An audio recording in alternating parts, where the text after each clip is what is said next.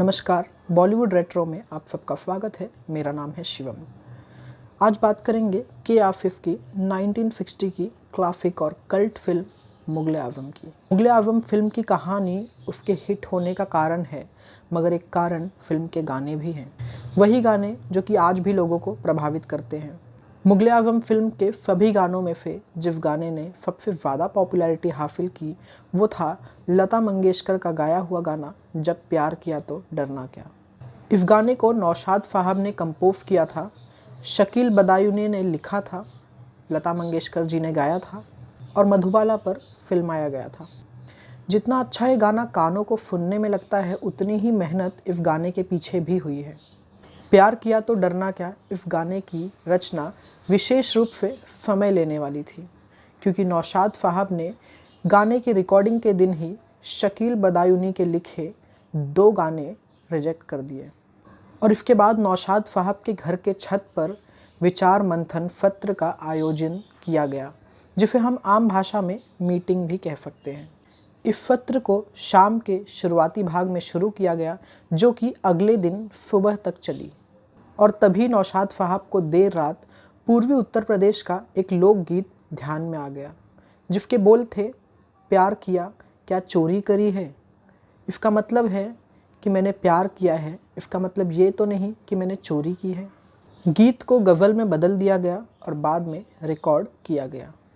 इस गीत को उस समय के प्रसिद्ध शास्त्रीय गायक बड़े गुलाम अली के शास्त्रीय शैली के एक मुखर गायन के साथ शुरू किया जाता है।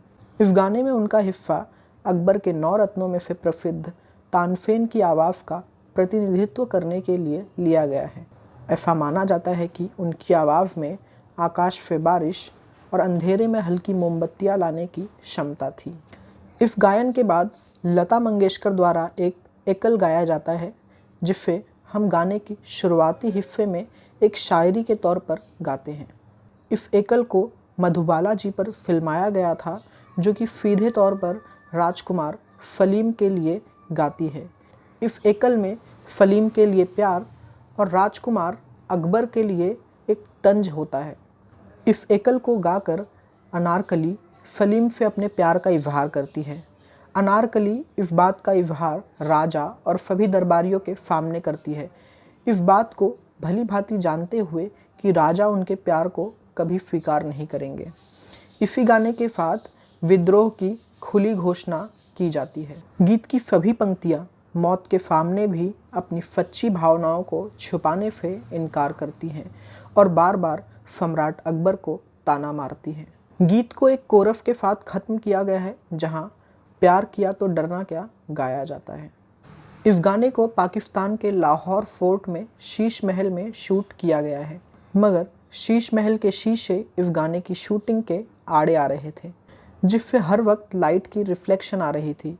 इस परेशानी को दूर करने के लिए हॉलीवुड टेक्नीशियंस को भी बुलाया गया, मगर वो भी इस परेशानी को दूर नहीं कर पाए। तभी के आसिफ साहब को एक तरकीब सूझी और उन्होंने हर शीशे पर मोम की एक पतली परत चढ़ा दी, जिससे कि लाइट रिफ्लेक्शन रुक गई और तब जाकर कहीं इस गाने की शूटिंग को ख़त्म किया गया। साथ ही साथ गाने का एक आइकॉनिक सीन जहां मधुबाला जी का अक्स हर एक शीशे में दिखाई देता है, उस समय इस गाने में एको यानी कि गूंज की कमी थी। एक इंटरव्यू में लता मंगेशकर ने इस बात से पर्दा उठाया है कि इस गाने में गूंज लाने के लिए के आसिफ साहब ने उन्हें इस गाने को बाथरूम में खड़े होकर गाने को कहा, ताकि इस गाने के पर्टिकुलर उस सीन के लिए एको लाया जा सके। तो इतनी मशक्क़तों के बाद कहीं जाकर इस गाने की शूटिंग ख़त्म हुई। तो ये वीडियो आप सबको कैसा लगा कमेंट सेक्शन में ज़रूर बताएं। साथ ही साथ चैनल को सब्सक्राइब करें। Till then take care, bye bye.